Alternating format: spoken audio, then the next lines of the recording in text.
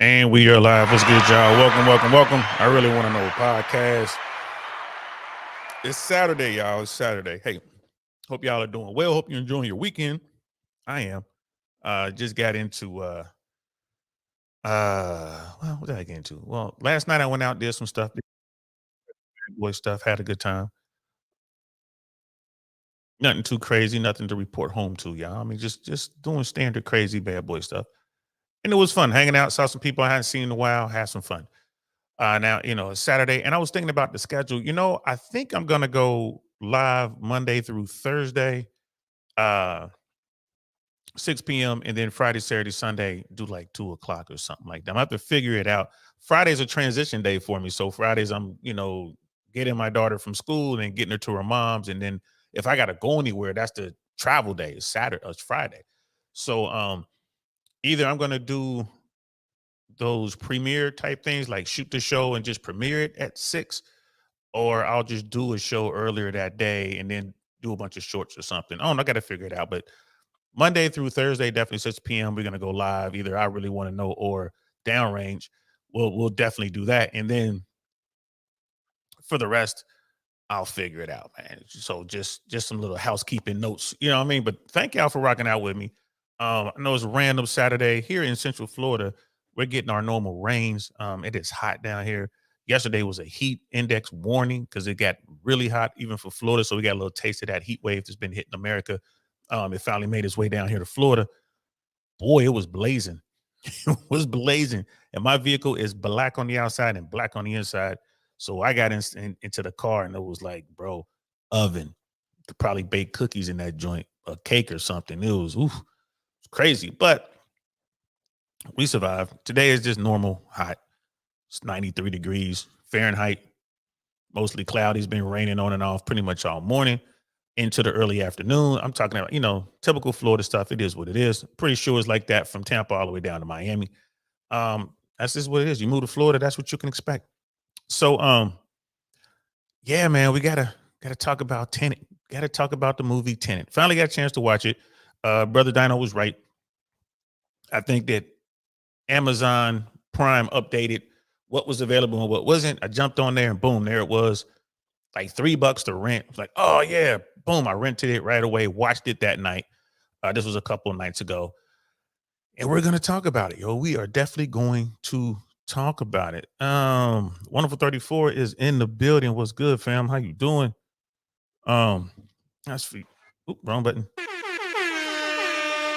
Hey, what up, peoples? Mr. DL and Joe's damn good movie, right? And yeah, yes and no, yes and no.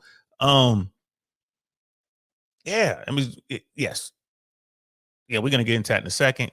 Brother Dino's in the building. What's good, fam? How you feeling, bro?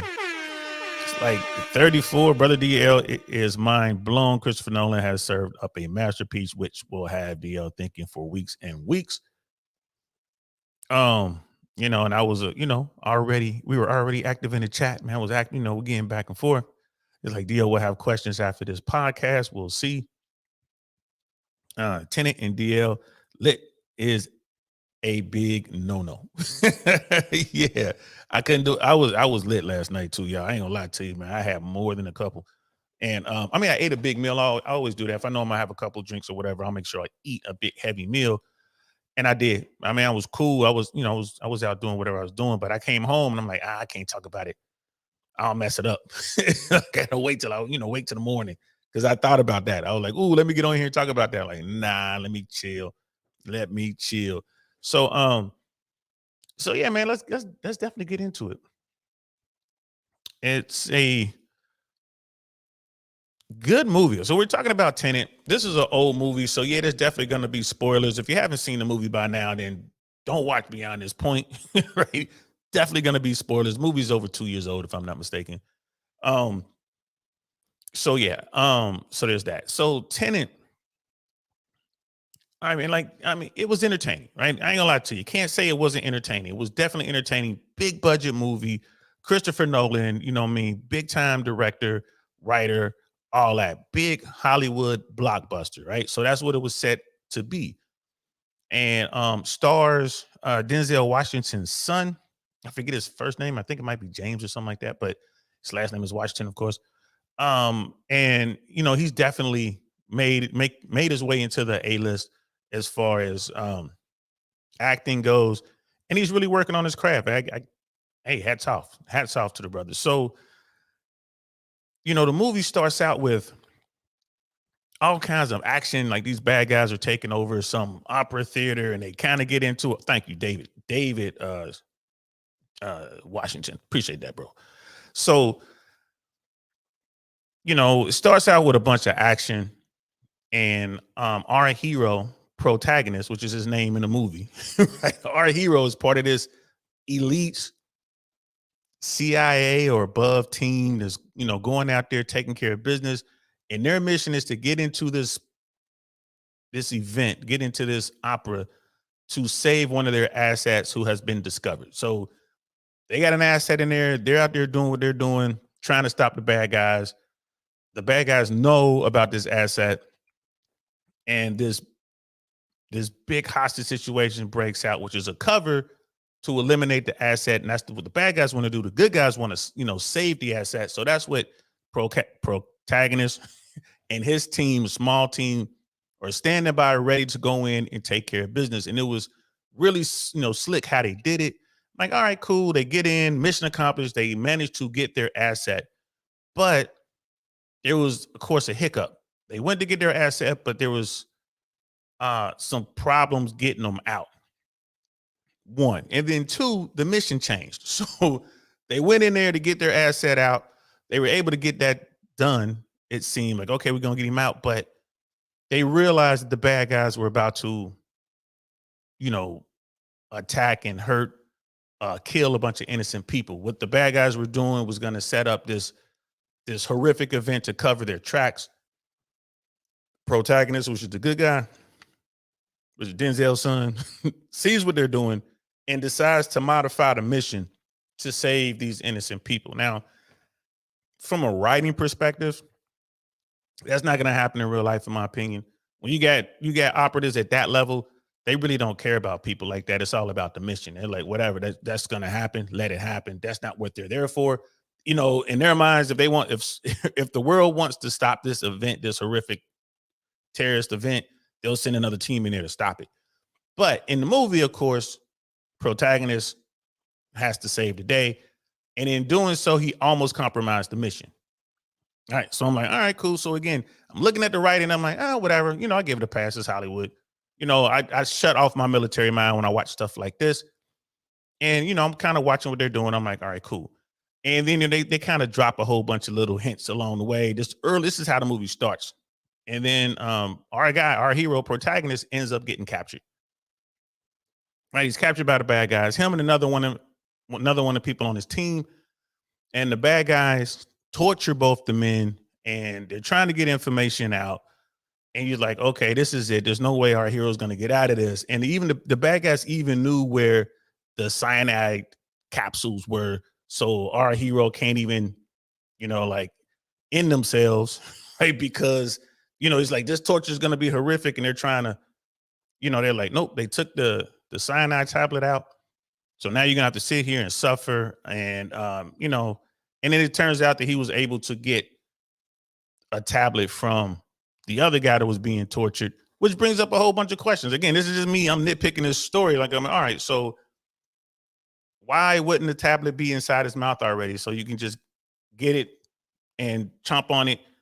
That's been the way it's done all the way back to World War I, World War II. That's how it was like that in Captain America when they caught the Hydra spy or whatever, and they just bite into it, and that's that. Right? Why would it have to be on a piece of clothing?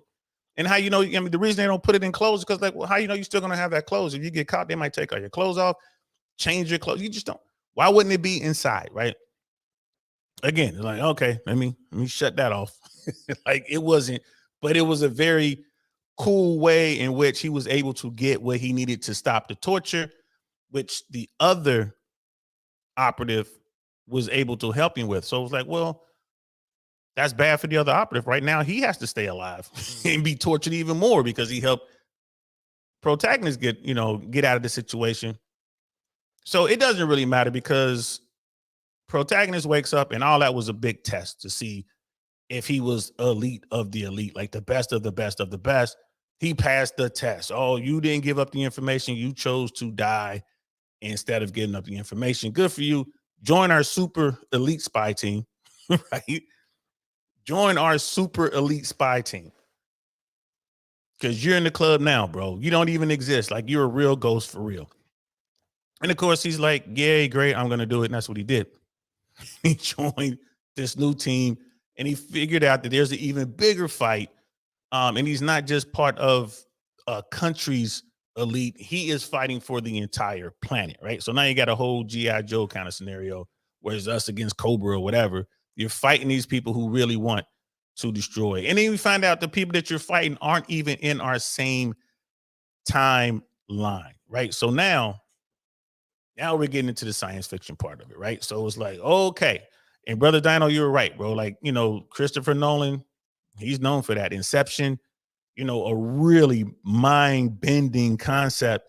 And I think he was trying to top himself with this particular movie, to really get you to think. Now, I love those type movies. I love movies that are heavy dialogue, they get you to think.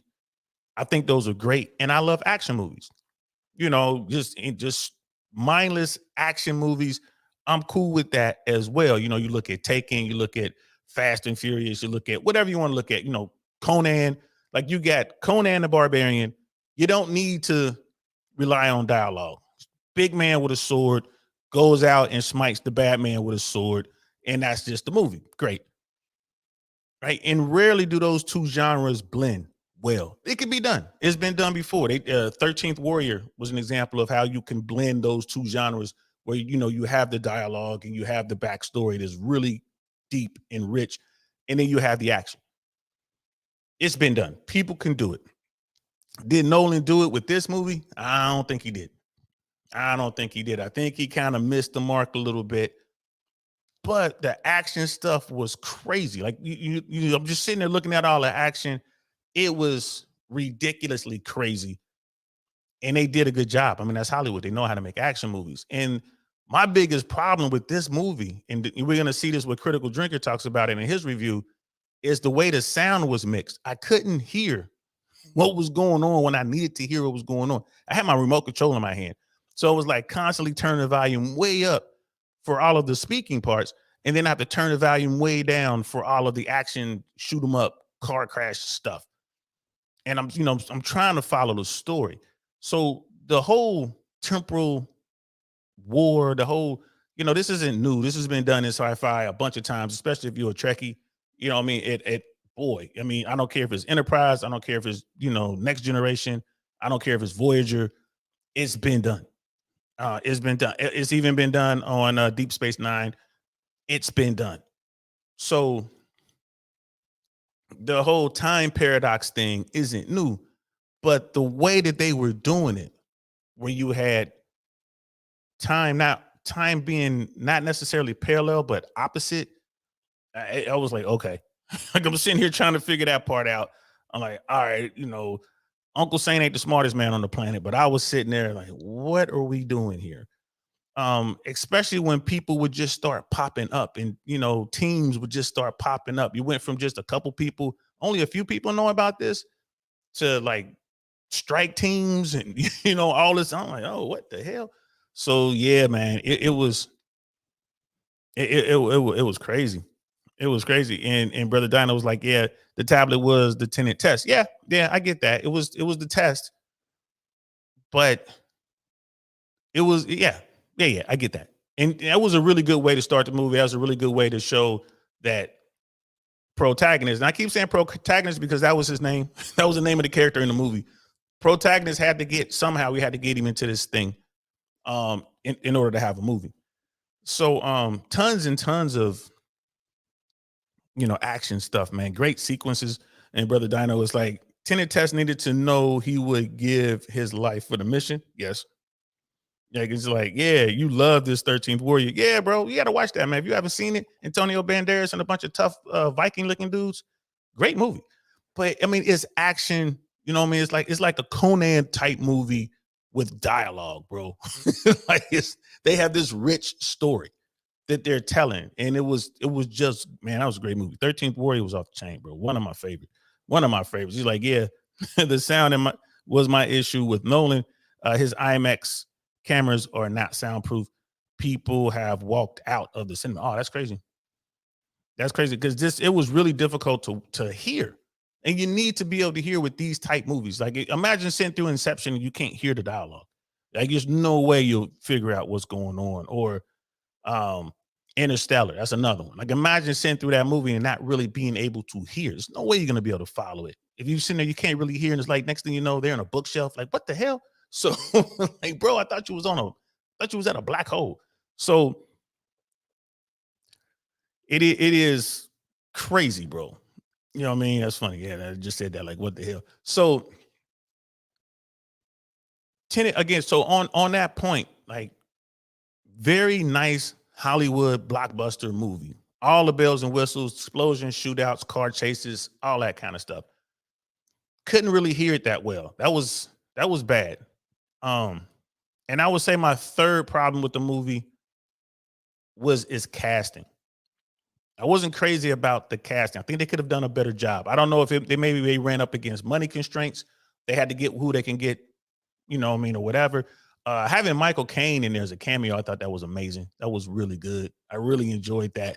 But the casting wasn't quite there. The writing was okay, not spectacular. I mean, just kind of I'm listening to the dialogue and what's going on, and I think they could have done better with that. I really do. I think they could have done better. Um, like we have the like protagonist and his need to save folks, right? That didn't make sense to me. Like the stuff that was going on with the tall lady, and boy was she tall. I think Critical Drinker said she was 6'3", and that's before she put on heels. So they got this real tall, skinny lady to play this role. Pretty woman. I'm assuming she's a model or something like that. I mean, she did a pretty good job. I mean, I would say all of the actors did a pretty good job in this movie, in my opinion, but the casting was just a little bit off. The guy who ran the special ops team, I think he was English. His accent, not bad, but I couldn't hear. So you had the accent and I couldn't really hear, and I'm turning the volume up. And then you had scenes where they were wearing masks, what made it even harder to understand what was being said. That took a lot from the experience, took a lot from the movie. And then again, like watching some of the sci-fi stuff that was going on, it was too over the top, bro. It was too over the top. Like Bane and Batman. At least with Bane, I could kind of understand him, and that goes with the character with Bane.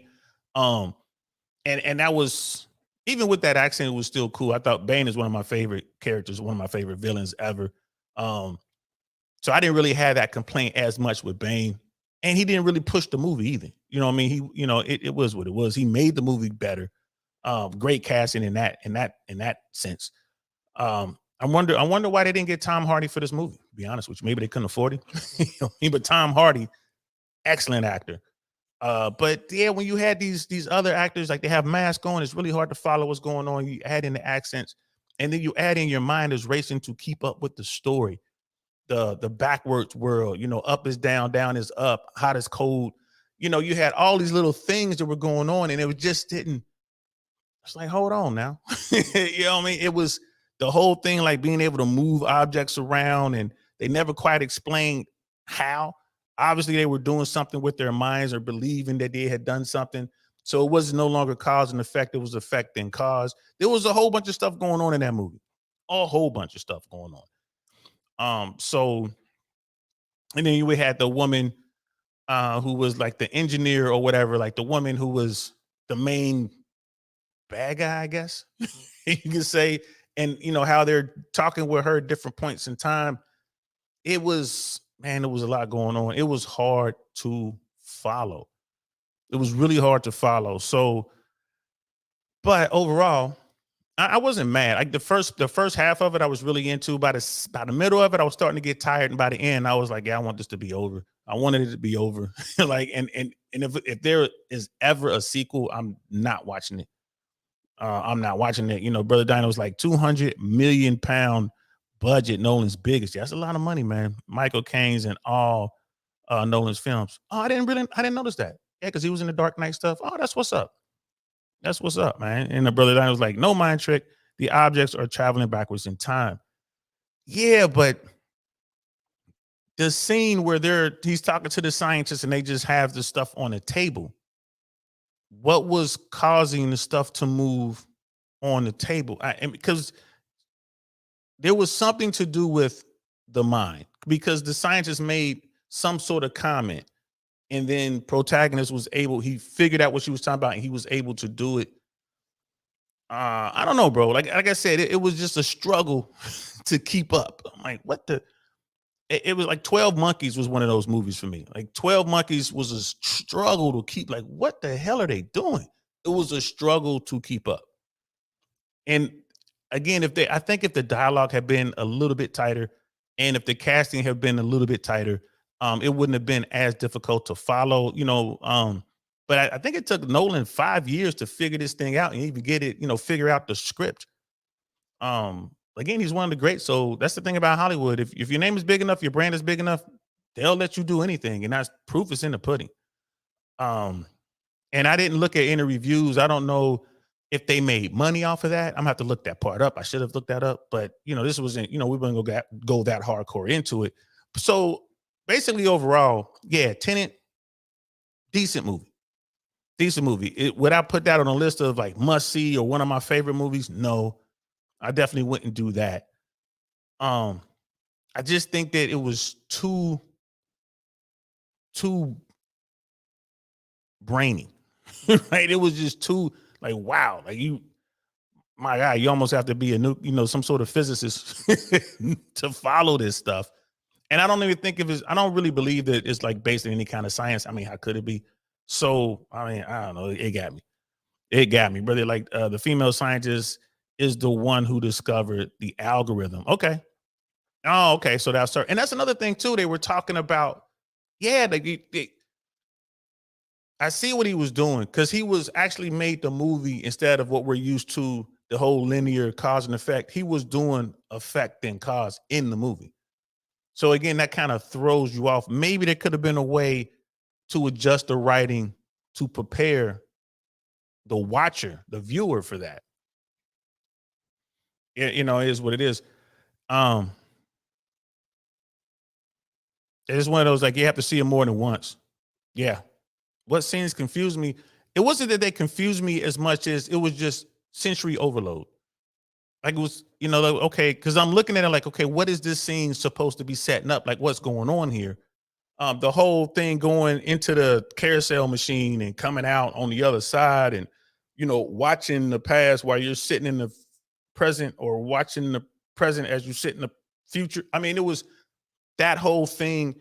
Um, and some of the stuff was really predictable, like the part where the fight scene early on and coming out of the turnstile. I knew who he was fighting. I knew who protagonist was fighting, especially when his partner rips the mask off. And I was like, all right, what I thought it was, they were fighting each other. I thought both of them were there. And it was until the end of the movie where we got to see how it actually played out. But again, I knew it was like, nah, it's something like this. He can't possibly, if he heard him, it was just weird. Like when you start getting into all that, and again, watching a bunch of, what Voyager, Star Trek Voyager did a lot of this temporal thing. They had an episode when Seven of Nine was recruited by a starship, a temporal starship in the future, to go into the past to find a saboteur. Like there was someone in the future who was going in the past and they were sabotaging historic events. And they, so my mind is kind of primed for this type of a story, but Nolan's way of telling the story was a little bit different. It's like the young white boy was Robert Patterson. The young white boy. Oh, was it? Talking about the son, right? Yeah, you kept talking about this son, and like this woman's son was such an integral part of the movie, but we never really get to see who the kid is, or I guess it's just like, well, just of course she's gonna care about her son, but she didn't care about him that much because at one point she was gonna leave him. She was like, just so she could have her freedom. Um, So it is what it is. Like the fight scene, he had to empty his gun so he didn't kill himself. Right, right. So I mean, I was able to put all that together. I was able to sort all that out. But while it was happening, especially when you watch it happen the first time, you got this bad guy comes out of this machine, and they're like, "This the fight." I knew then. I'm like, huh. Like I think this is going to be important later. I believe that the guy's fighting himself. That's what I just watching that scene and seeing the reaction from his partner when he ripped the mask off. I'm like, yeah. So yeah, it was that, man. So it is what it is. So then I watched the movie, and again, I'm like, okay, cool. It was what it was. So right away I went to the Critical Drinker, went to his website, his YouTube channel. If you guys haven't gone, you should definitely check it out. And 2 years ago, he did a review. And I'm like, you know what? Let me watch the Critical Drinker's review. And I watched it, and I'm like, yeah, I'm pretty much right there. 80 to 95% of what the drinker is saying is definitely what I was thinking. So we're gonna pull that up and watch a little bit of it. If you haven't seen this review from the Critical Drinker, you're about to see it now. It's a good one. The son became the protagonist's son in the future. The son became the protagonist's son in the future. Yeah. Like even like when they was asking him like, who recruited you and who trained you. And at the end, you had that whole reveal of what was going on. That was a little convoluted. That really didn't solve a lot of the questions in my mind. I mean, it was a little bit convoluted.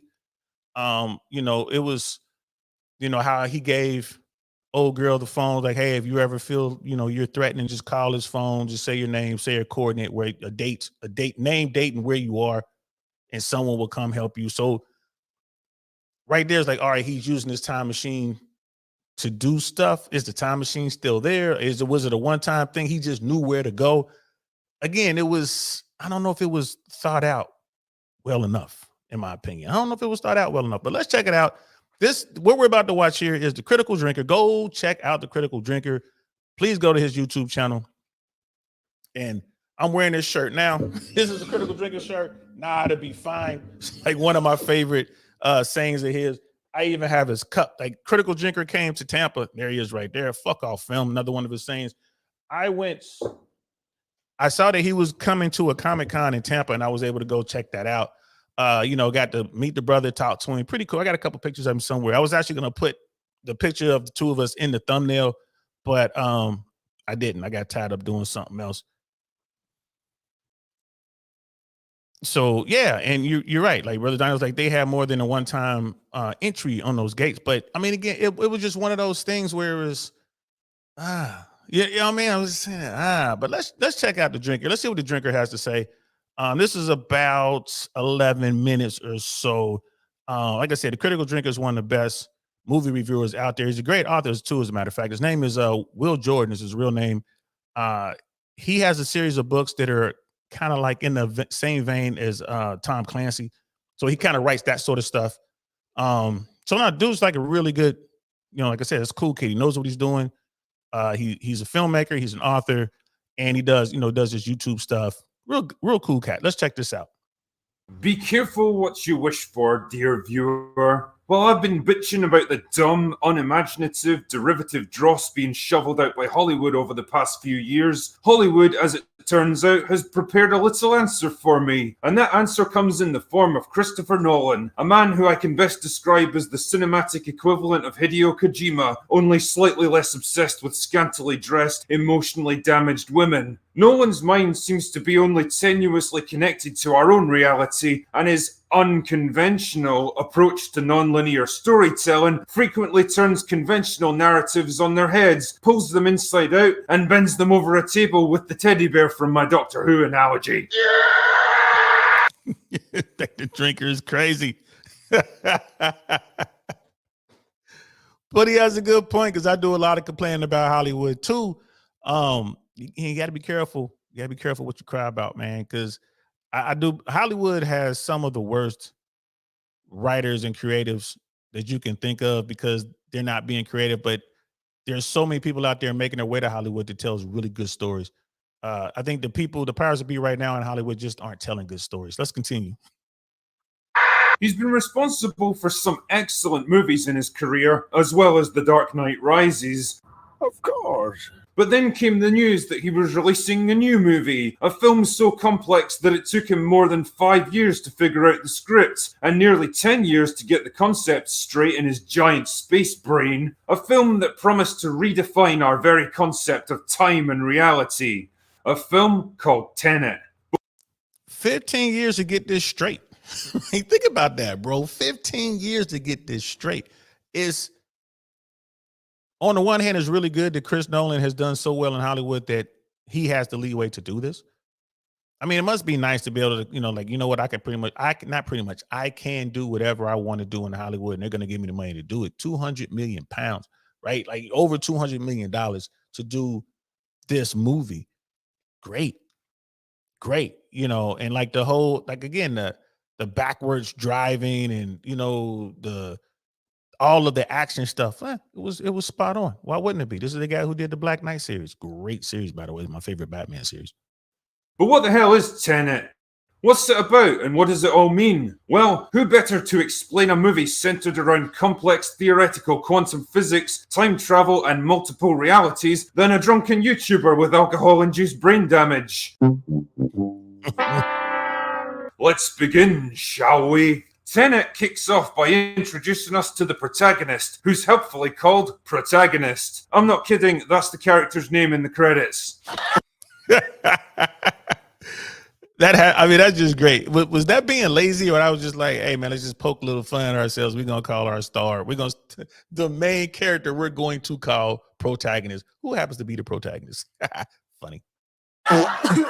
Fuck's sake. Protagonist is part of a CIA Special Forces team sent into the middle of a terrorist siege in Russia to extract an undercover operative that was trying to recover some kind of weird artifact. What is this artifact and why is it important? Well, bear with me because this will take some explanation. Unfortunately, the mission goes tits up. The artifact falls into enemy hands and protagonist gets captured and tortured until he manages to kill himself with a cyanide pill. Only he doesn't die. The whole thing was a test to find out how much of a hard bastard he is and whether he's worthy of being inducted into a top secret organization known as Tenet.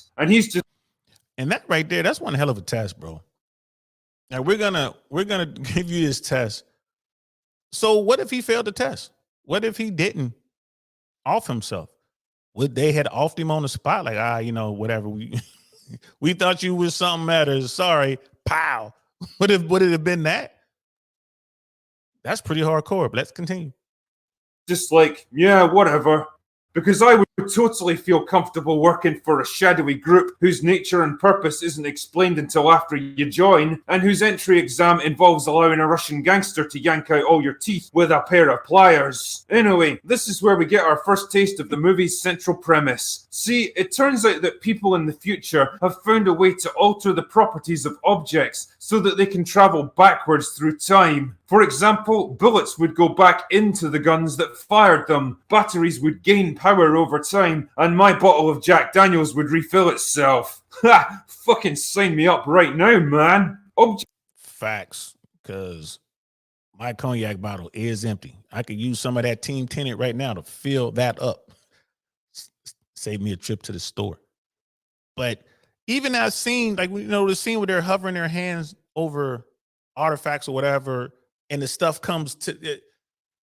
So it's like, all right, well, it wasn't some sort of magic thing or whatever. It's just they dropped it. Like, well, we didn't see him. They open up a drawer, there's stuff in the drawer. You hold your hand over the stuff jumps up into your hand, which means, okay, you dropped it. And I guess in another time. So in this time, it's opposite. So it's going back into your hand. This is what I mean. This is so okay.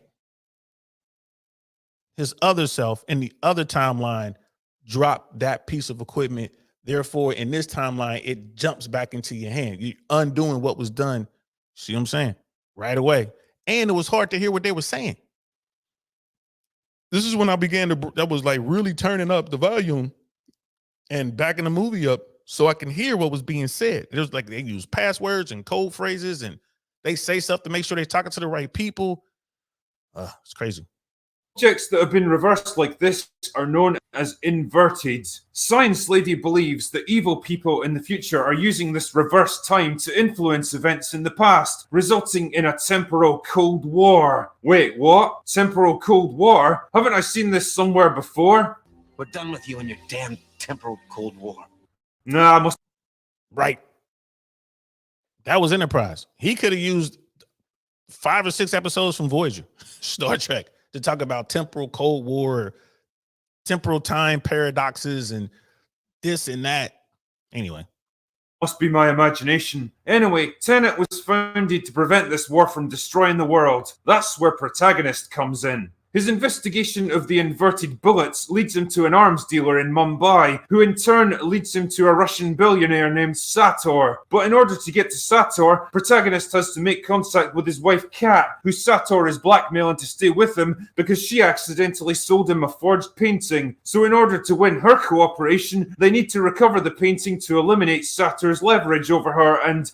fuck off, film. Jesus Christ, the plot for this movie reminds me of Rise of Skywalker, and not in a good way. It's the same sequence of contrived 1, 2, 3 objectives, only using people instead of MacGuffins. Find a thing to lead you to another thing that allows you to access the place you need to get to. Complicating things further is the presence of time inversion, which is accomplished by devices known as turnstiles. You see how hard it is to even explain the film.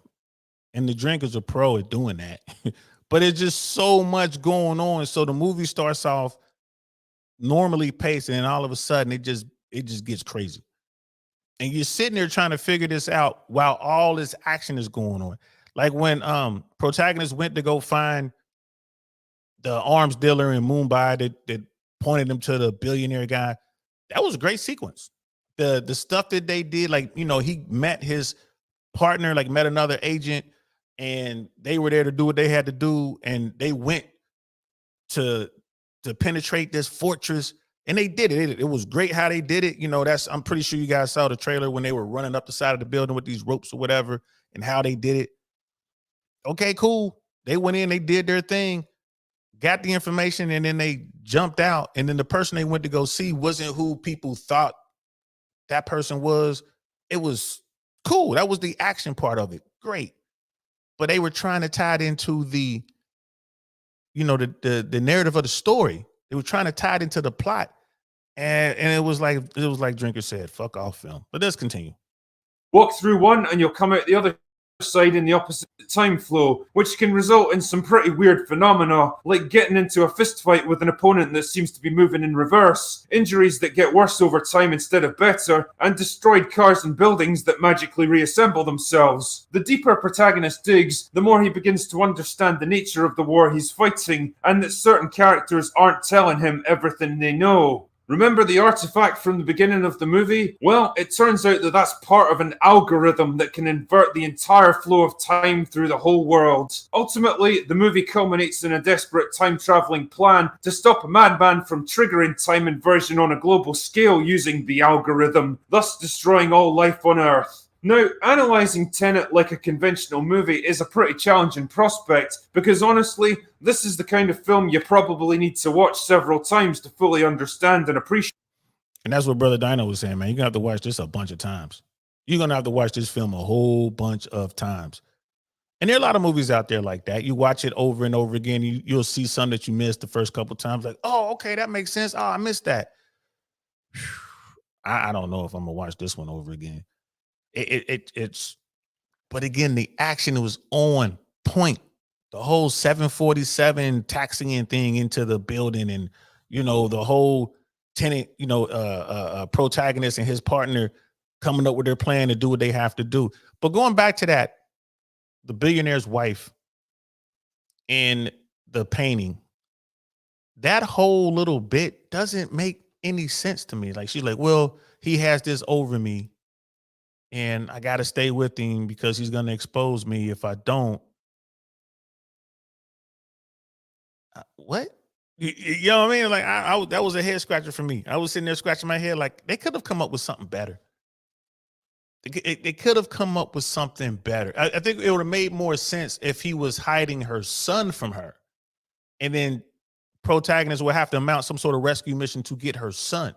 That would have made more sense than this painting thing. Like the what painting? It is what it is. You know, Brother Dino was like, the red and blue denotes time going backwards and forwards. Yeah, you had the two teams, and they had it like, you know, the people in that world in this movie, they understood what they were doing. But for those of us watching, it was like, what the hell? And again, he didn't think a lot of stuff through. Like there was some cool stuff happening, special effects and all that with the action sequences.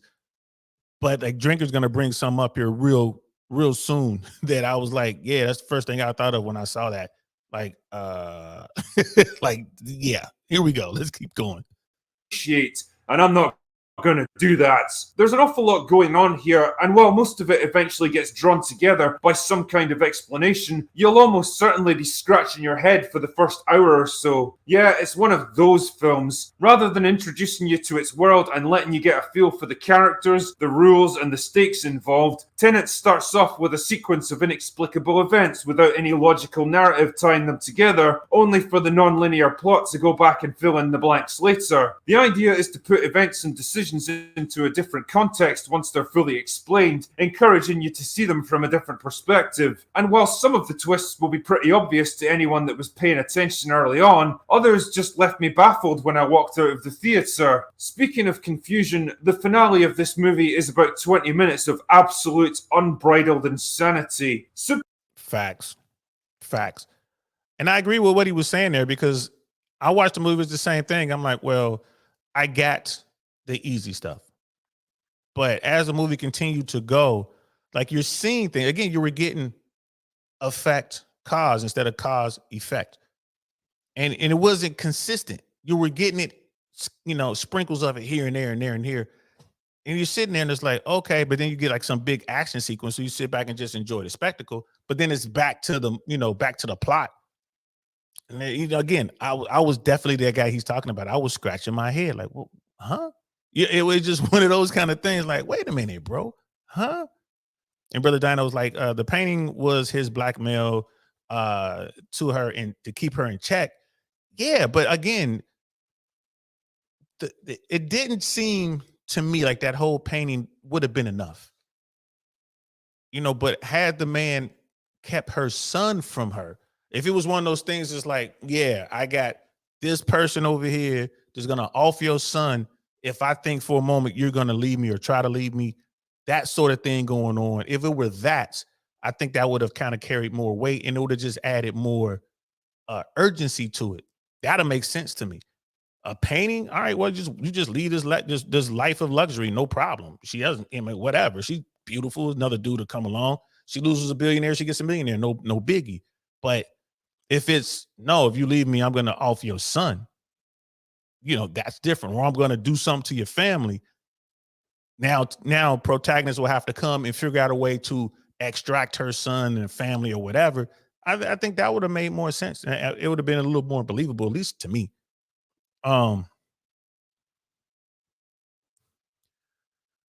Yeah, I mean, yeah, I see that like with the whole prison time and stuff. Like, I don't know, bro.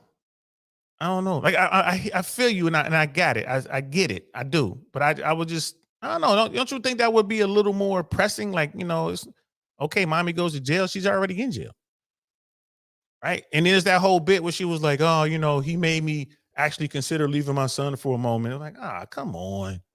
Like, come on. Like, she actually thought about leaving.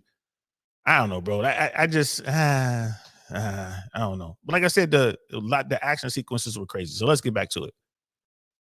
Superficially, it's a race against time. To storm an enemy base and defuse the algorithm before the bad guy can trigger it, while another character tries to keep him distracted. The difference is that the battle plays out in both forward and reverse temporal motion at the same time, so that one half of the attack force is watching the whole thing undo itself while fighting to reshape and direct events as they go. And all it did was throw up a bunch of questions about the mechanics of this whole thing, like when the inverted team uses their knowledge of the future to take out a sniper before he can kill a bunch of their own men. But then, if they prevented that from happening in the future, then how could they have just witnessed it happening in their past? Or when an inverted soldier gets caught by a reverse explosion that seals him inside the wall of a building? Like, how could that possibly function in the normal flow of time? Would his body just always have been inside that wall now? Surely the engineers who constructed the wall would have seen it when they assembled it in that case.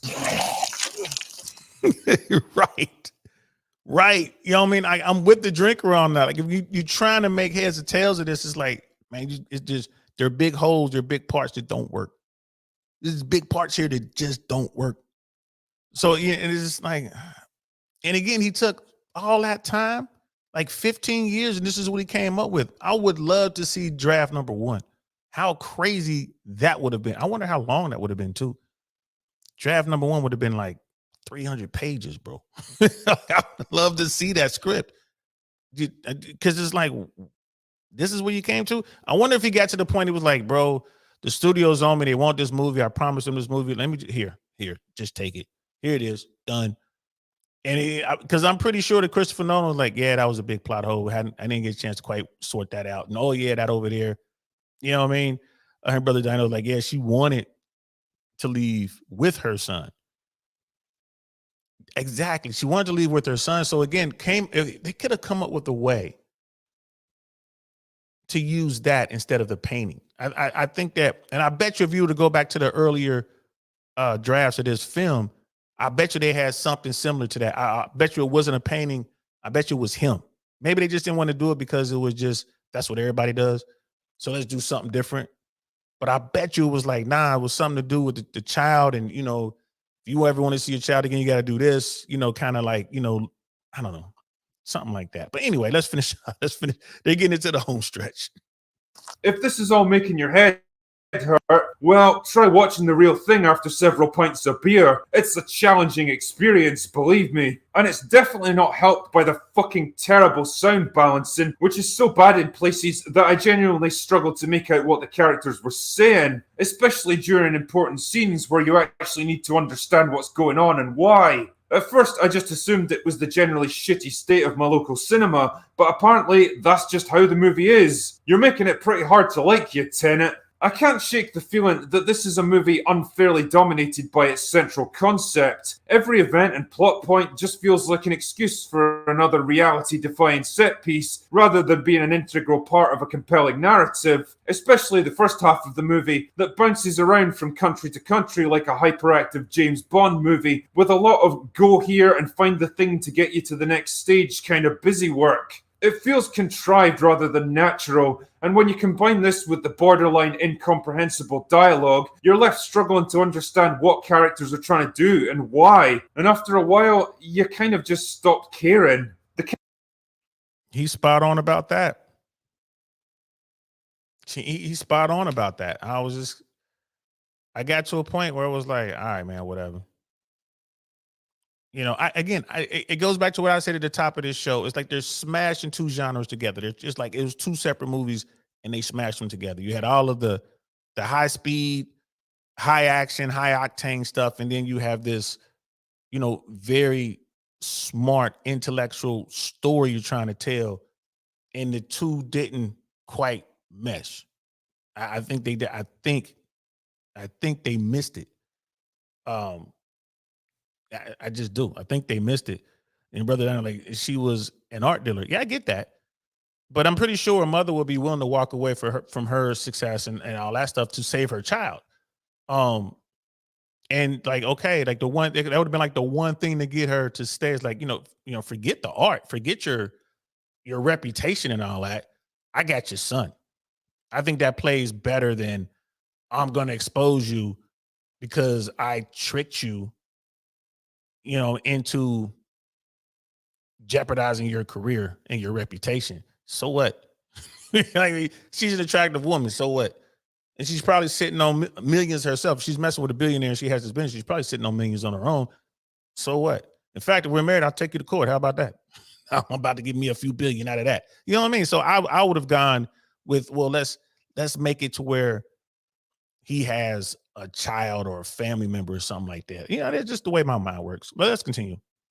Characters themselves range from borderline interesting to bland and wishy-washy, and protagonist is probably the worst offender. He's tough and smart and wisecracking when the script needs him to be, but I never got a sense of who he actually was as a man. He goes to places and does things because his mission requires it, but there's no personal stakes or emotional investment for him. What little personality he does have is more down to John Washington's performance than the actual writing. Kat, on the other hand, is mostly dominated by her desire to escape from her controlling husband, and that's basically it. She loves her kid, I guess, but he's never really in danger, so nothing really comes out of that. Although she does make me laugh because the actress playing her is 6'3", and she absolutely towers over the rest of the cast.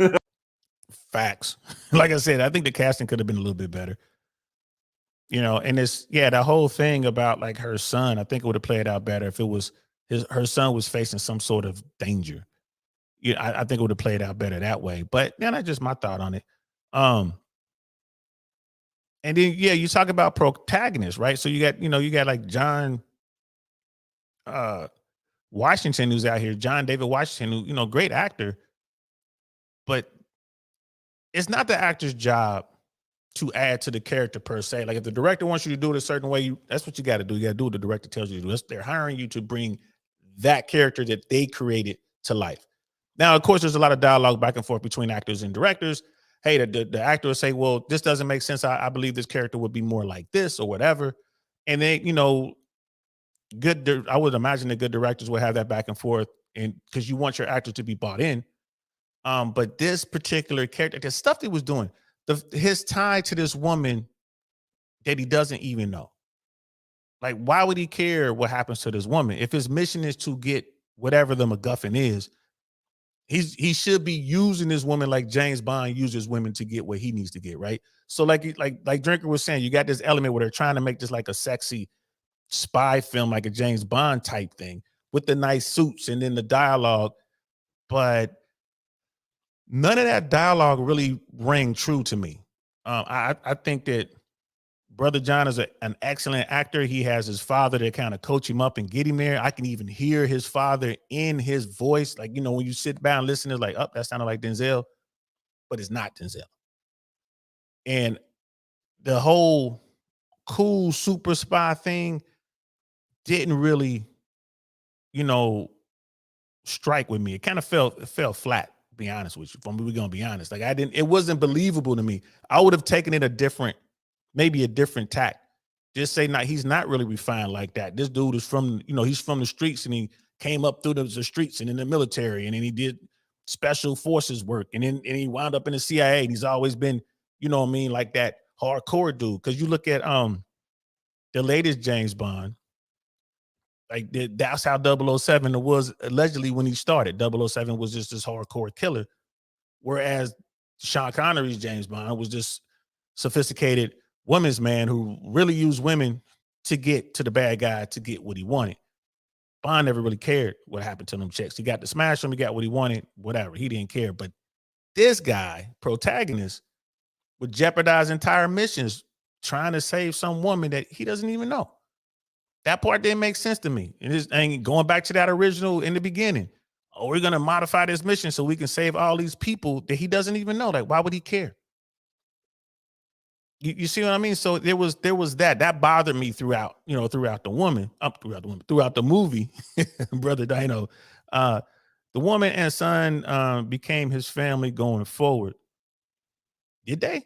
I didn't get that from the movie. I mean, it was towards the end, like he saved her or whatever, but I think that was it. I didn't really get that from the movie. I didn't really feel any kind of romantic tie there at all. If that was the case, I certainly didn't get that. It's like he just was sewing up loose ends and went and took care of business to make sure she was safe, and then that was it. I don't know about that one, bro. Like, he needed the woman and son to complete the mission. All right, but did he? He needed the woman. He needed her to do what he needed her to do what she needed to do, and she almost jeopardized the mission towards the end, didn't she? Because she went against orders and she executed too soon, right? So she almost jeopardized the mission. She was sitting there waiting for the go signal. The go signal didn't come because they were having trouble doing what they were doing, and she went ahead and executed the mission anyway. So I don't know about that, bro. You say the young son saved. Just I didn't get that. So you're saying that his partner, the one that revealed that I was recruited, the one that said you recruited me, was talking to protagonist, that's the son? I don't think so, bro. I didn't get that. You've watched it more than me. Now I'm gonna have to go back and watch it again. I'm gonna have to go back and watch it again. I didn't get that at all, bro. At all. I don't think the son really played a role other than to show that mom is willing to do whatever she needs to do to save her son, kind of thing. I didn't get that at all, bro. I didn't get that at all. And neither did the drinker. Because he would have brought that up. Let's continue. Let's see what else he's got to say. Weirdly, the standout of this movie for me was Robert Pattinson, who manages to switch easily between quirky, eccentric scientist and kick-ass, no-nonsense spy with a bit of suave British charm thrown in for good measure. He always gives the impression that he knows more than he's letting on, which it turns out he actually does. Either way, he's pretty fun to watch, and in a cast that's generally straight-laced and serious, he actually seems to be enjoying himself. That's all well and good, but it's not enough to elevate the others, I'm afraid. Clearly, a lot of hard work and effort went into the mechanics of this film's action, but it stands out more as an impressive technical achievement rather than a gripping story that you care about. It's all competently shot and interesting to ponder on an intellectual level, but the lack of a strong emotional core or interesting character dynamics results in an experience that feels weirdly hollow and soulless. Basically, what I'm trying to say with all this pish is that Tenet acts smart and looks nice, but you never really feel invested in what's going on. I'm also not sure. Yeah, I agree with that. I agree with that. Yeah, it just like I said, it's two movies that didn't quite mesh the way that I think that Nolan was hoping it would mesh. You know, because like you look at someone like Daniel Craig, right? I made the Bond reference. You look at Daniel Craig. Daniel Craig was able to take an iconic figure and, you know, make him this gritty, hardcore, you know, James Bond that, you know, this killer, which is that's what the character was supposed to, that was how the character was written for Daniel Craig. That's what he's supposed to do. He did his job doing it, right? That's like the origin story of 007. And that was hardcore. Now that was a well-written story with a good director and a great actor, and they were able to make that happen. This movie didn't have that.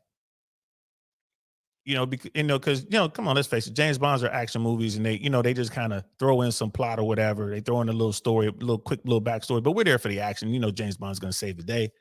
Except for the last one. That last one that was pretty bad. But that didn't happen in Tenet. And then, so in Tenet, like Tenet's not supposed to be just this action flick, it's sci-fi, and it's supposed to elevate on some level. And I think they missed the mark. I think they missed the mark. You know what I mean? It's like a Baltic language no one knows. You know what I mean? The drinker is a joker, not a films reviewer. No, he's a serious film reviewer, bro. Like, watch his reviews, bro. Like, and I asked him about that too. You cannot watch this film once and understand it fully. I feel you on that. They say Nolan wants to do James Bond next. He could do it. I think James Bond is very, very simple. I think he could do James Bond. He could absolutely do it. But he doesn't have to, because he's not blending that other genre in there. We're not trying to do science fiction. We're doing Bond. I think he would do great. Like, look what he did with Batman. I think he would do great. Even when you look at Inception, those sequences were great. Like the action sequences was amazing. But the drinker, I asked him about that, bro. I said, hey man, your YouTube thing, like I discovered you on YouTube. I just kind of stumbled across your content. Man, how did you come up with this persona? And he told me, he's like, I review films. He's like, I'm in the business. I'm an author, I'm a filmmaker. And he was saying, I just would review films. That's what I did. I didn't get a whole lot of traction. He was doing it because he's passionate about it. He said one day he came home, he was lit drinker, right? He was lit Will. He came home And he did a review. He's like, let me just go ahead and knock this review out. Now, he wasn't like tore up. He had a couple and he thought, I'm good enough to do this. I'm fine. But that slurry, you know what I mean? That slurred speech, whatever, and all that came out. And he was like, man, that video took off. And he was like, people love that persona because he hits the points. When you watch Critical Drinker, bro, he's hitting points. He knows what he's talking about. But he is entertaining. I get where you're coming from, but he knows what he's talking about. Everything he's talking about in this review is spot on, in my opinion. And you go back and look at some of his, I don't agree with all his reviews, but even the ones I don't agree with, he's technically sound in what he's saying. Of course he would be. He makes movies. He writes books, right? He tells stories.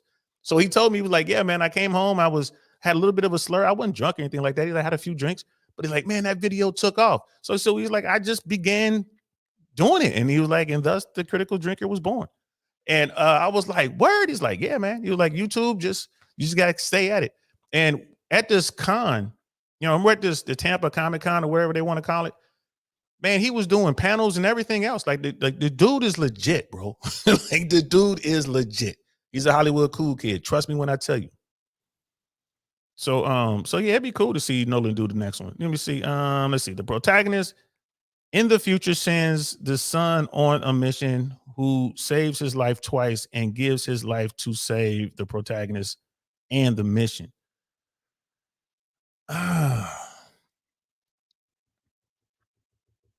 I didn't get that from this movie. I didn't get that. I did not get that part. Like that was the son of the billionaire's wife. I didn't, and he was recruited by the protagonist. We know that he was recruited by the protagonist, but I didn't get all that from the movie, bro. I didn't. I'm gonna have to watch it again, but I didn't get that. And brother, I like Drinker has found success being funny. Deal. Yeah, you got to be funny, man. Like I said, you got to take the medicine and shove it in some candy, right? But it doesn't take away from his technical skill and knowledge. I'm telling you, bro. Like if you strip it away, just listen to what or read the text. If you could find a way to just get the text of what Drinker is saying and just read it, bro, it's technically sound. When he talks about these movies, everything he said about this movie, spot on. Spot on. Like I said, even with the casting and all that kind of stuff, like the stuff that I brought that up on my own. I was like, I had my little notes, and then I watched The Drinker, and I'm like, yeah, it's pretty much everything. That's pretty much what I got. And again, that's the way, the way I look at movies, a little more technical, I think, than the average bear, because I spent so much time out there in Hollywood and I kind of see it from a different lens. And but I get that. It's like, the son dies. Like, I didn't think this had anything to do with the son, bro. No, I didn't know. I didn't know he died. Like is there a book? Am I missing something? Was all this in the movie? Because I didn't catch any of that, bro. I didn't catch any of that. Like, I mean, I saw going into the turnstile and, I saw him saving the mission. I saw all that when they saved the mission and then they all gave each other bits and pieces of the MacGuffin thing. Right, the algorithm, they were going to go off into their different parts of time, and then the dude went off with the soldier guy, the time warrior. I didn't see that. Like Drinker was over confused. I mean, I was too, bro. Like, I'm not gonna lie to you, man. I was too, and now I'm gonna go look at a bunch of reviews, some other reviews, and kind of read some stuff to see what people were saying about this movie when it came out. Because I was never going to see it. I remember I watched the trailer and I'm like, I don't think I'm really, obviously I wasn't in a hurry to go see it, obviously. But I'm going to watch it again. The son is the agent from Tenet working with him. I didn't get that from the movie, bro. I ain't going to lie to you, man. I did not get that from the movie. I just like the son was just, they kind of added him as the reason the billionaire wife, as a way that they can get to the billionaire's wife to get her to do whatever. I didn't get that, bro. I did not get that at all. But let's finish watching what the Drinker has to say. Buy into the environmental mental message at the end, which feels kind of weak and half-hearted, like they stuck it in because they needed some kind of overarching message. But are you really telling me that scientists with the ability to reverse time itself haven't found a way to tackle global warming or colonizing other planets? Shame they didn't go interstellar. Of course. Ultimately, while I couldn't help but be impressed by the sheer work and effort that went into Tenet, something tells me it's unlikely to be counted amongst Nolan's best works. In fact, in some ways, it represents his worst tendencies as a filmmaker, prioritizing grandiose intellectual concepts at the expense of crafting an emotionally satisfying narrative with strong and interesting characters. Don't get me wrong, in an age where cinema is becoming increasingly watered down and generic, we need smart and challenging movies like this. It's just that they also need to be balanced out by fundamentally good storytelling. I guess the lesson I learned from Tenet is you really should be careful what you wish for. Anyway, that's all I've got for today. Go away now. Yeah, I like to drink it. Shout out to the critical drinker. That's for him. Shout out to the critical drinker. You know what I mean? But yeah, man, like, and Brother Donnie was like, well, how did the agent know his drink? Well, if you're in that business, like if you're like a top tier spy, like both these guys are top tier spies, that information is commonplace. That information would be very commonplace. You know, to know their favorite drink, to know their favorite hangouts, to know their favorite outfits, their favorite color. All that's going to be part of the bio. You can just read it. When you get read in on something, you'll know all these things. You know, okay, this person likes to get his, manicures and pedicures, and this is his, he'll always go to the best one in town. Or this person likes chocolate malts, so he'll always go to the ice cream parlor if there's one in town. Or this person likes, I mean, that's part of it. And the fact that he said at the end of the movie that you brought me in, like, you brought me into the team. You're the one who told me the stuff. So. And if that's the case, then of course, yeah, this dude's gonna be like, yeah. You know what I mean? Because they're going back and forth. They were using that. And that's the problem with these, with science fiction that gets into time. That's the problem, bro. It kind of gets all over the place. I don't believe it was the boy. I don't believe it was the boy. Because they had so many opportunities to talk about that, right? And how would the mom not notice her son is taking care of her and all this, because they went through the whole turnstile and all that, they had opportunities to talk about it. I'm not with you on that one, bro. I'm not with you on that one. Brother Rush is in the building, man, with the $2 super chat, man. Appreciate you, fam. Appreciate you, fam. $2, man. Thank you very much, bro. Appreciate that. And Brother Dino goes on, the protagonist and agent walk in together as one after years of living together. Why the protagonist tears at the end? Because he's soft. That was another problem with the writing. I didn't know where he was coming from as a character. I just didn't. It didn't make any sense to me. I was like, oh. Say you and Drinker need to watch again. Yeah. Drinker won't watch it again. That's been over 2 years, but I'm gonna watch it again. I'm gonna watch it again and play. I'm gonna pay attention. I'm gonna pay another $3 or whatever it was, $4 to watch it again. Because I'm trying to see this. I didn't see it. I didn't see any of that when I watched it. And I wasn't drunk or nothing. It was a school night. You know what I mean? I was just watching it, like, let me finish watching this. And you know what I mean? It wasn't even that late. But I'm definitely gonna watch it again. I got a bunch of movies I gotta go watch, man. Today I'm gonna go out and watch The Sound of Freedom. I promised Brother Cody that I would check that out, because he's like, I should do a review about that, or talk, not necessarily a review, but talk about it. And I think he's right. He was like, hey man, you consider, talking about this? Like, you know what? I think I should. So I'm gonna have to go out and catch that movie, Sound of Freedom. Hey, Brother Dino, is The Sound of Freedom playing in UK? You guys up on this movie or not? I'm pretty sure it had a worldwide release. Kind of, curious as to what y'all take is over there on this movie. Over here, man, it was a talk of the town until we had that riverboat fight. Like, you know what I mean? So it is. I'm definitely gonna watch it again. Brother Daniel's like, if your son, let me see, if you're from the future, that's the son, you wouldn't speak about what you know and what is going to happen. Yes, if you breathe properly, but I'm just from the writer's standpoint, if that was a thing, you have to write it into the story. You have to write it into the story a little bit. If that was a thing, it wasn't clear at all. It wasn't clear at all. If that was a thing. Again, I could be wrong, bro. That's something we got to we should DM Christopher Nolan and ask them, or DM John David Washington. Hey man, is this a thing? I might even try that. Like, bro, just curious, is this a thing? I'm pretty sure it's on a Reddit or something like that. I'm gonna have to let's both look into this, bro. It's like F Sound of Freedom. Is it playing over there? Yeah, and he's like, it's the GOP trying to bash them Dems. Yeah, it's people.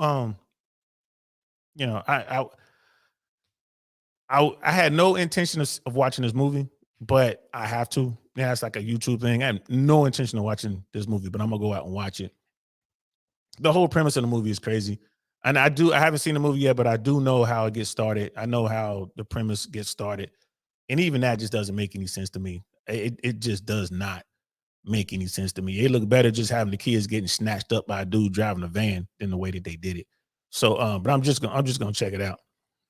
He's like, just watch Tenet Explained. Okay, I'm gonna watch it. I'm gonna watch Tenet Explained. I was definitely gonna do that. Like, just type in to YouTube and see what was out there. But if that's the case, then I would absolutely say Nolan did a really bad job of making that known in this story. Like it just did a bad job. Again, some 12 Monkeys type stuff, bro. Like 12 to this day, I watch 12 Monkeys and I'm still baffled. Like at the end, especially when he undoes the thing, and like, what just happened? So I mean, dude, writing is tough, bro. Writing is tough. I've done a couple shorts. I've written a couple shorts. I'm currently working on a script now with a friend of mine. Writing is tough, man.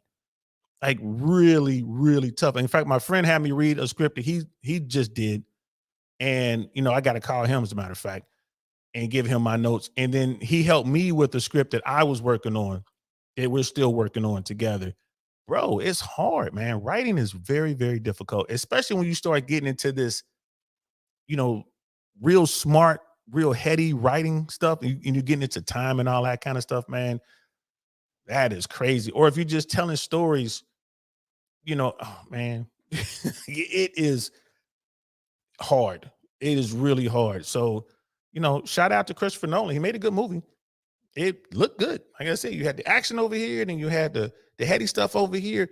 I just think it didn't quite do this. I think it was kind of like this. It didn't quite do this, in my opinion. Right. And I get that. That's when he released it. Yeah. But remember watching it, and I'm like, what the, 12 Monkeys, he releases the virus at the airport. Yep. That's the part I'm talking about. And I was just kind of like, what the? So those kind of movies. And then the Butterfly Effect, that was another one. That was crazy. Right. Spotless Mind was another one. Like when you get into these type movies, I mean, it's hard to just tell a regular story. But when you start to get into these obscure stories, man, it gets really hard to tell those. So I always tip my hat to those who even attempt it, because that shit ain't easy. You know what I mean? Brother Mandrell's in the building. What's good, fam? That shit ain't easy, man. We just wrapped up, man. We were talking about Tenet. I finally watched Tenet, and Brother Dino was like, like breaking it down for me. Like I said, well shot movie. Of course, it's a Hollywood blockbuster. Again, but I think they failed to join those two genres. I think they definitely could have done better on the casting, and I think the writing was a little bit too heady, in my opinion. But looking at it visually, sounds. That's what it's supposed to look like. Every time I was starting to drift away, boom, they come back with some action. Okay, cool. I'm back in it. And then they'll go into the science fiction stuff, and it's kind of like, this doesn't make sense. Then boom, some more action. So yeah, if I had to rate that man scale of I don't know, scale of 1 to 10, 10 being the best, 1 being just horrible, I'd probably give it a 7. Maybe 7.5, somewhere in there. 5 being average. I give it a couple spots above average. I wasn't mad. It's like let's see, brothers. I know Nolan kept the number of cast small to stop confusion.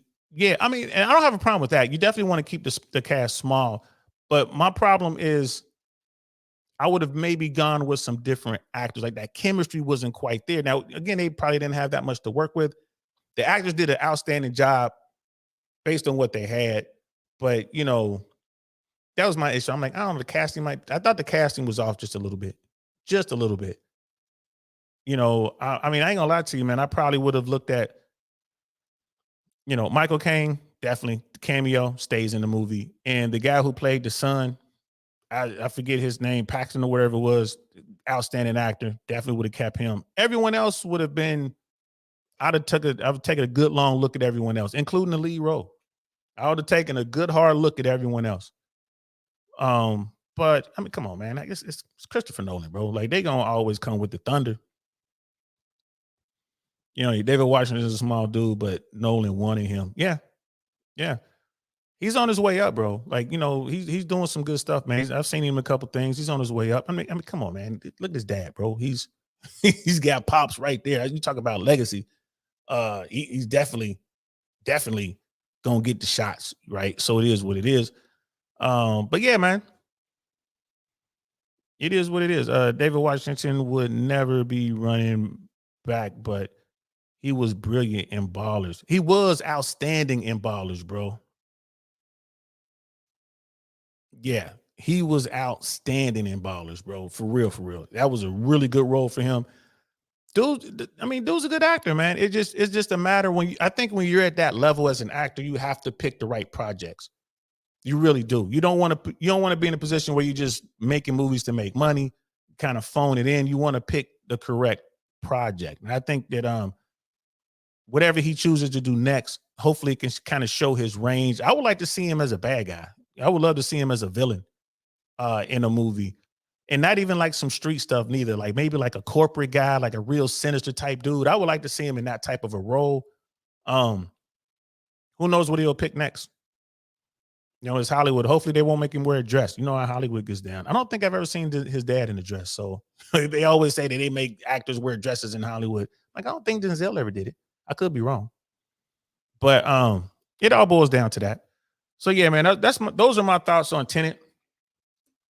You know, like I said, if they were to make a sequel, I probably wouldn't see it. I definitely wouldn't rush out to see it. But I am about to watch. What was it? Just watch Tenet Explained. I am going to watch Tenet Explained. It's probably already in my queue because I was typing in a whole bunch of stuff about Tenet, typing in the stuff with the drinker. It's probably already there. You know what I mean? Nolan couldn't make James Bond black. That's what he is about. Huh. I don't think we need a black James Bond, bro. I think that we can do better. I think Nolan can take and create a new character that could be in that vein, but I don't think we need a black James Bond. I don't think we need to no more than we need a female James Bond. You know what I mean? I think James Bond, what Ian Fleming made was perfect. Bond is Bond. Those are those stories. I don't think we need a black James Bond. Do we need like a black super spy? Yeah, why not? That'd be great. That'd be great. And I mean, there's so many ways to tell that kind of a story. You can tell a story of like the first black OSS guy or something like that. You know what I mean? You can make up a story about here's a guy who grew up in the South and had to deal with Jim Crow and all the evils of the South. And this dude is picked by the OSS to become like a super spy or whatever. And the OSS is the precursor to the CIA, right? During wartime and how they would send this guy into different places to be this spy, quote unquote super spy who maybe has to come into America and spy. Think about that. It took me 3 minutes to come up with a concept that might be kind of cool. We don't need to be James Bond. James Bond is James Bond, but we could come up with a great story about a black spy and just kind of make it up because James Bond is made up. So that's my take on that. Like, we don't need a black James Bond. You know what I mean? That's just what it is. Yeah, and like DL is not a one watching. You know what I mean? For example, 008 could be black. We don't need it. I say stay away from that. We could come up with our own. It could be like an American guy It could be a black guy from like the West Indies or whatever. Like, take it out of the James Bond, like 008 or you know 008 or 0010 or whatever. Like, take it away from that. Just come up with something better. You know, there's plenty of stories out there. And there are plenty of stories out there. I just watched a movie on Netflix about uh female spies during World War II. Like Great Britain, that came up, they needed spies on the ground in France during the Blitz, like when, you know, during the occupation. And I guess this is based on true stories and how they sent uh they would train up men and women and send them over and drop them in. I gotta find the name of that movie, but it was a really good movie. And it's in that movie highlighted the first woman of color who was captured and executed by the Nazis. But you know, she went over and did her mission, and she was over there for a while before she got captured. She didn't even get a chance to finish her training. They just kind of rushed her in, which happens during wartime.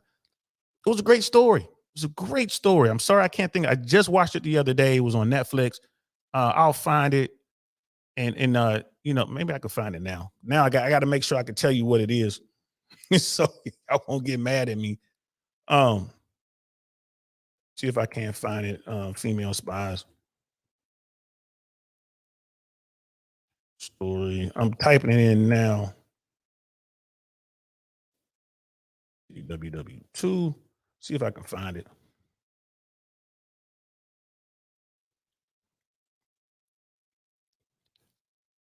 Um, it's A Call to Spy. Let's see if I can find it. Looking for Netflix. Let's put Netflix in here.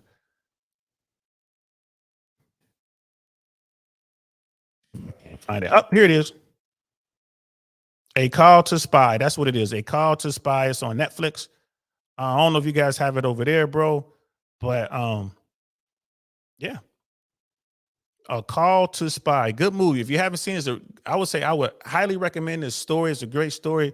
I don't know how true it is to history, but you know, at the end of the movie, they talk about some names that were used in the movie, these characters, and you know, this is what they did, and you know, these are the medals they won, and this is what happened to this person. Um, Great movie. You know what I mean? So I think that we could tell a story about a James Bond type character, but we don't need to use, you know, Fleming's James Bond. We don't need to use James Bond. We come up with our own. You know, here in the US, over in the UK, we come up with our own. There's some really good storytellers out there, y'all. You know what I mean? Brother Rush is like Samuel Jackson plays a great Nick Fury. Exactly. And that's, you know, that's based on the cartoon. Um, and it works. You know, he does. He plays a great Nick Fury. But I mean, I think that there are tons of creative people out there who can go out and come up with, you know, tell these great stories. Brother Dino's like, Tenet was a black spy. Yeah, there you go. I mean, yes. Remove the sci-fi stuff and just, if Tenet was just a black spy movie, I think it would have done a lot better. Remove the heady sci-fi stuff, the time distortion, temporal war. Remove that and just have this spy movie. Yes, I agree. I think that would have been a great story, and that would have been something that they could easily parlay into 2 or 3 movies. Absolutely, absolutely. Tenet, just take the spy stuff out. I think that'll be a great story. Like, we don't need 008, right? We don't need that. Like, I agree with you 100%, bro. And it's a lot of people in Hollywood is like, well, we need to do this, and we need to make this person black. We need to make this person female. We need to make this person this, man. Nah, man, just tell good stories. Tell good stories. Very simple, plain, basic stories. Tell good stories. And if you can tie it to history, or if it's a historic truth, even better. You know, even better. And Nolan's passion is time. Yeah. So he did it. But yeah, I mean, someone like Nolan could greenlight a black spy movie, and it'll be better than 007. You know what I mean? Like, you know, Hollywood could do what Hollywood wants to do. $200 million plus to do this time thing. He could eat, and like he chose to cast who he cast. Yeah, I think Denzel's son did a good job. Yeah, but you're right about that. Inception, Tenet, Interstellar, all mind-bending movies, bro. I enjoyed each and every one of them. Interstellar was the one that had me, boy, I couldn't even sleep for a couple of days trying to figure that one out. Like, huh, is that possible? Like, no, you get spaghettified. Man, look, you go past the event horizon on a black hole, I think it's over for you. That's my personal. I agree with science on that when they talk about what's going to happen to you once that happens, but we don't know. We probably will never know what happens, if you go into a black hole. You know what I mean? And Nolan wants to reboot James Bond. I wouldn't do a race swap on James Bond. I wouldn't do it. I would not do it. And they've already pushed for a gender swap on James Bond. They want James Bond to be a woman. So they being, the Hollywood folks. I would not do a gender swap on James Bond. I wouldn't. I would leave James Bond alone. I mean, that's like if someone was telling the story of Muhammad Ali played by, some Asian dude. It just wouldn't make sense. What's the Muhammad Ali story played by whoever the hottest Asian actor is these days? Because they wanted to play good in China. That's the kind of stuff that Hollywood does, and I think that's sad. Then it's not the Muhammad Ali story. You know what I mean? Go with a based on. You know what I mean? But you don't want to do that. And I think that's where Hollywood gets kind of messed up. You know what I mean? It's like the man didn't go into the black hole, the robot did. Yeah, and I'm not talking about the movie. I'm talking about in general. Like if you pass the event horizon, you through. I think. Who knows? Like that whole physics that I was watching that, bro, with one eye open, like trying to figure it out. Like, man, my brain's not big enough. I'm going to have to watch some Neil deGrasse Tyson and figure this one out. But I thought Interstellar was a good movie. I really enjoyed it. I enjoyed the fact because, like they were so close to the black hole, the time moved at a different pace. And he came back home and his daughter was an old woman now. And, what would he do? And I thought it was a good story. That whole thing with Matt Damon, that whole bit where a dude just didn't want to die alone. So he sent out a beacon and lied. That was crazy. I thought that was a good movie. I really did. I thought that was a good movie. It was what it was. So I gotta go, y'all, because I gotta go watch that crazy GOP movie. And I gotta do some other stuff. Got house cleaning. You know what it is. Gotta do all that other stuff. And I gotta go catch up with some people tonight. Gotta go drink, have a little cognac, but I gotta drink, smoke some cigars, and talk to some people tonight about some stuff we got coming up. So, man, I appreciate it, man. I hope that was cool. I hope you enjoyed that, bro. Wonderful 34 and Brother Dinosaur, man. I hope y'all enjoyed that, man, for real, because that was definitely for y'all. Those were my thoughts on Tenet. Like I said, 7.5. Visually stunning, but the story was a little too much for me. But that's just me. And quit beating up on my man, Critical Drinker. Like Tino was like, man, forget, dude. Quit beating up on my man, Critical Drinker, bro. That's so funny. Yeah, like I said, I don't know dude personally. We just, took pictures or whatever. He was really accommodating to his fans. He had a lot of fans come check him out. I bought a bunch of his merch, like a couple shirts. I got his cup. I hope he comes out with a keychain that says, don't know. That would be great. With him standing there like this saying, don't know. But yeah, like I said, I'm definitely a fan of the Critical Drinker, man. So that's what's up, man. Let's see. Noah's Interstellar is now used in schools. Yeah, they said it was really heavy in physics, really heavy, because Neil deGrasse Tyson was talking about it. A couple other scientists were talking about it. Like physicists were talking about it. They were like, yeah, the science in that was pretty close to spot on. Right. They say he used one of the world's best physicists. Yeah, they say it was pretty close to spot on in that, man. So it was, that's something I watch periodically. I just kind of throw it on there, kind of watch that and whatever. It's all good. So Nolan does a good job, man. I think he should do a spy movie, but I don't think he should reboot. I don't think they should reboot 007 as a race or a gender swap.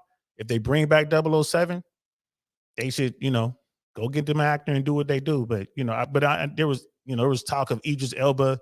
There was talk about, John Washington. There was talk of another actor, a black actor who was in Red Tails. I forget his name. I wouldn't do it. I wouldn't have them play James Bond. I would just come up with another story. That's what I would do personally, but that's just me. You know what I mean?